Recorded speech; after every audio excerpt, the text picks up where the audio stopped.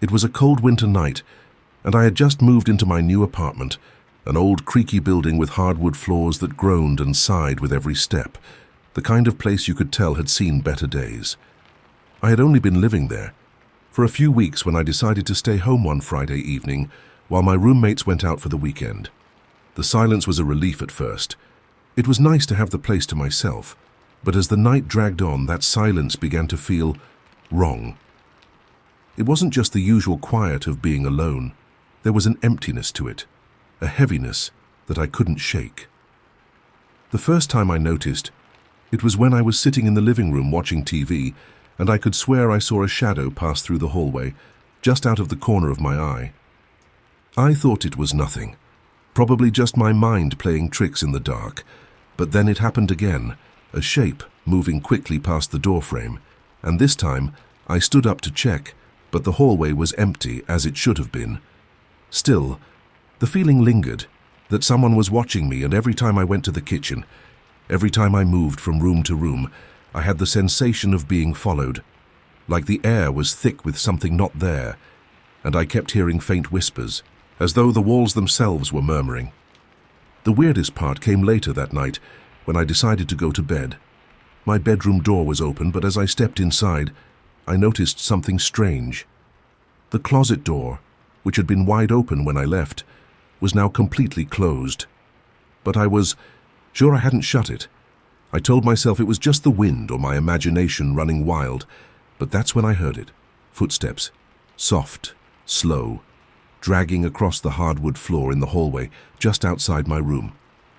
I froze, my heart in my throat, listening intently. The steps weren't quick like someone rushing, but slow, deliberate, as if someone was trying not to be heard. The door creaked open slightly, and that's when I saw it, a dark shape standing just on the other side of my doorway, so still I thought it might just be the shadows playing tricks. But then it moved, slowly, ever so slightly, toward the edge of the doorframe. I didn't scream, I couldn't. I was paralyzed, frozen in place. And then, just like that, it was gone. The silence returned. I didn't sleep a wink that night, and the next morning, when I checked the hallway, there was nothing, no footprints, no signs that anyone had been there, but I knew somehow that it hadn't been a trick of the light or my mind. Something had been in that hallway, and it had been waiting for me to notice. I moved out of that apartment 2 weeks later, and as I walked down the stairs, I saw the hallway light flicker once, as if something or someone was watching from the shadows again.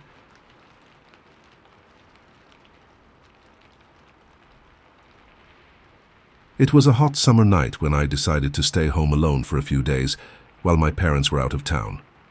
I was used to being by myself, as my family traveled often, but this time felt different, darker somehow. The house was quiet, too. Quiet, with only the sound of the old ceiling fan lazily turning overhead as I watched TV in the living room, the dim light from the screen flickering in the otherwise pitch-black room. Around midnight I heard it, the soft sound of footsteps coming from upstairs. At first I thought it was just the house settling, but the longer I listened, the more distinct the sounds became, slow, deliberate, like someone was walking around, in the hallway above me. I turned off the TV and strained my ears, waiting for any other noises, but all I heard was the sound of my own breath and the occasional creak of the house. I tried to tell myself it was nothing, but my gut twisted with unease. I got up and checked the locks on the front door and all the windows. Everything was secure. I even checked my phone to make sure it was on silent, but nothing seemed right. I didn't want to go upstairs, but I couldn't shake the feeling that someone else was there. Gathering what little courage I had, I grabbed a flashlight and slowly made my way up the stairs, each step creaking under my weight as I moved cautiously through the dim hallway. The sound of footsteps had stopped by now, but I couldn't shake the feeling of being watched. When I reached my parents' bedroom, I opened the door slowly, my heart racing. The room was empty, just as I expected. But then, as I turned to leave, I saw it. A figure, pale, thin, and unnaturally still, was standing at the foot of the bed, its back facing me. It didn't move, didn't acknowledge my presence. I froze, my blood running cold as I tried to make sense of what I was seeing. I reached for the light switch but couldn't tear my eyes away from the figure. and then, just as I thought I was going to scream, it turned. Its face was wrong. Its eyes were wide and empty, black as coal, and its mouth was twisted into a grotesque grin. I couldn't move, couldn't breathe.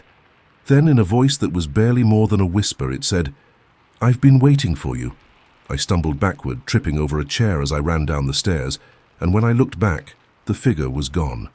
The house was empty. The next morning, my parents came back and I didn't tell them what happened. I didn't want to sound crazy, but every night since then I can hear those same footsteps again. And sometimes, if I listen closely enough, I hear a soft whisper, like someone is waiting just beyond the door, and I know it's not the house settling anymore.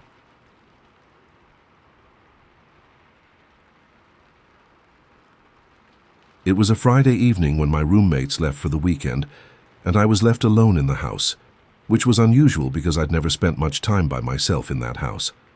It was an old Victorian-style place with tall windows and narrow hallways, a house that always seemed to have a lingering feeling of something watching from just around the corner. That night, I decided to take a relaxing bath, hoping to unwind after a long week. The bathroom was at the far end of the hallway, with one large window that overlooked the backyard, which was dark and overgrown with bushes. As I sank into the warm water, the house seemed quieter than usual, eerily quiet, with only the soft dripping of water in the pipes to break the silence. After a while, I started to feel uneasy, like something was out of place, but I couldn't quite put my finger on it. I chalked it up to the isolation, the feeling of being alone in a big house. When I finished, I stepped out of the tub and grabbed a towel, but before I could dry off, I noticed something strange. A figure standing in the reflection of the window outside. At first, I thought it was a trick of the light or my mind playing games with me, but as I stared at the figure, it became clear that it was someone standing just beyond the glass watching. I couldn't see their face clearly, but I could tell it was a man, tall with dark hair, and his silhouette was sharply defined against the dark backdrop of the yard. I froze, unsure whether to scream or run, but I couldn't tear my eyes away from the figure. I knew then that something wasn't right, that I was not just imagining it. The man in the window was staring directly at me, unmoving, his presence sending a chill down my spine. I scrambled for my phone, but as I turned to grab it, I heard a faint knock at the bathroom door.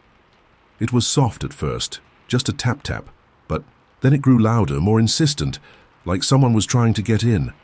I panicked, threw the towel around myself, and opened the door to find nothing. The hallway was empty. No one was there. I checked every room in the house, my heart pounding in my chest, but the house was silent still. I thought I must have imagined it, that I was just too tired or stressed. But when I checked the backyard the next morning, the grass was disturbed, as if someone had been standing right where I had seen the figure in the window.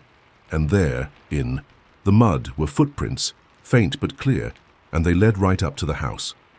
I never spent another night alone in that house after that.